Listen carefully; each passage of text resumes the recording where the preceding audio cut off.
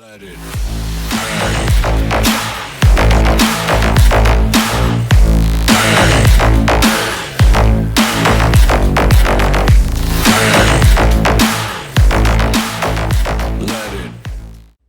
So this build started from a P320 fire control unit that I obtained through an FFL.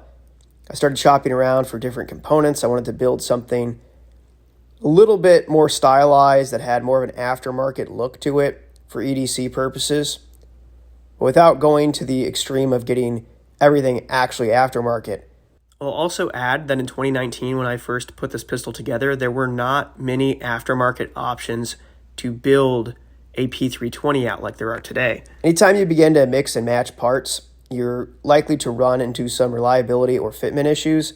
So it's really important that if you do this, that you take your firearm down to a competent gunsmith and have them properly make sure everything fits together the way it should, because the issues with this build were obvious the moment I put it together.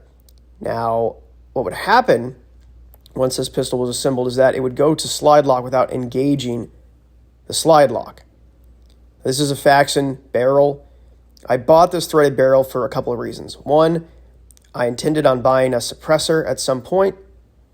And two, I wanted to run a comp. Now, I did find that the compensator actually did, with a little extra weight on the front end and the way it directs the gases, actually does help a little bit with managing recoil and acquiring that sight picture just a hair faster than without it.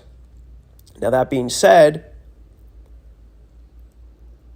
the barrel itself, and I kind of chalked it up to potentially being maybe too much coating, perhaps.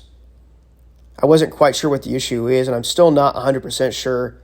But after firing over 1,000 rounds with this pistol, I figured that this weird slide lock issue that was occurring had pretty much worked itself out. I was only able to get it to occur every so often when taking the pistol apart, but the issue never really went away, so I found out.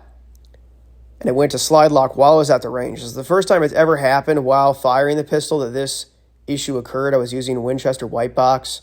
Unfortunately, I don't have any video of that latest range trip, but I decided it was time to swap this barrel out, in part because I no longer wanted to carry the comp on a concealed carry pistol because it's just too much length and it ends up digging aggressively into your side, or if you were going to carry appendix, it's just not comfortable for that either, unfortunately.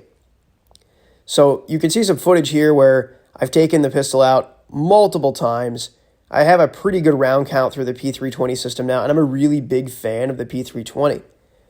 As far as stock pistols go, it does have a very nice striker fire trigger control group.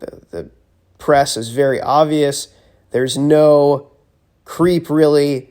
It's just a nice, crisp break, and I really appreciate the general design of the pistol.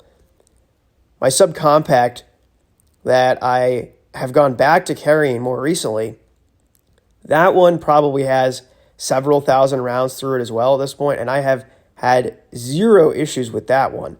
And that is an entirely stock pistol with the exception of replacing the trigger with a flat-faced Apex trigger. Now, I'm a big fan of those, and I will tell you that it was a royal pain to install that if that's something you look at doing down the road.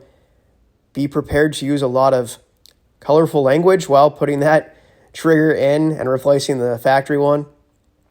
But other than that, I'm not normally a huge fan of modifying pistols that I plan on carrying beyond the factory specifications.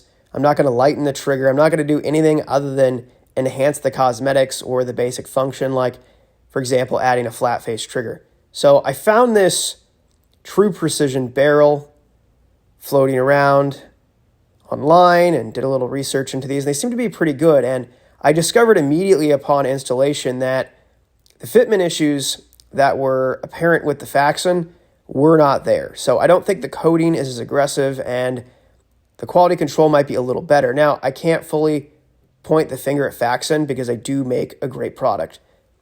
Given the time frame in which this slide was produced, it could be a combination of factors. We know that SIG Sauer has been hit or miss on their quality control over the last several years, so I will not sit here and point the finger at Faxon.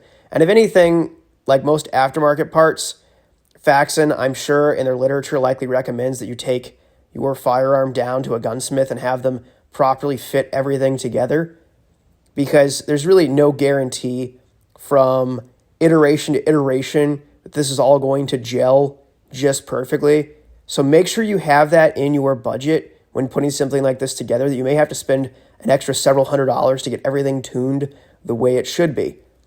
So I'm going to take this pistol out to the range with a true precision barrel and put a pretty good round count through it before I begin to carry this pistol again. And I'll have an update for you in the future and some opinions on the true precision barrel. I'll tell you that the Faxon barrel, in terms of accuracy, absolutely outstanding. Palm-sized groups at 25 yards were very easy. It really is a solid piece if you can get it tuned correctly. I'll let you know how the true precision barrel performs. Thanks for watching. Make sure to subscribe, hit that like button, comment below. I really appreciate it. It helps me out a lot. Stay tuned for more content and updates.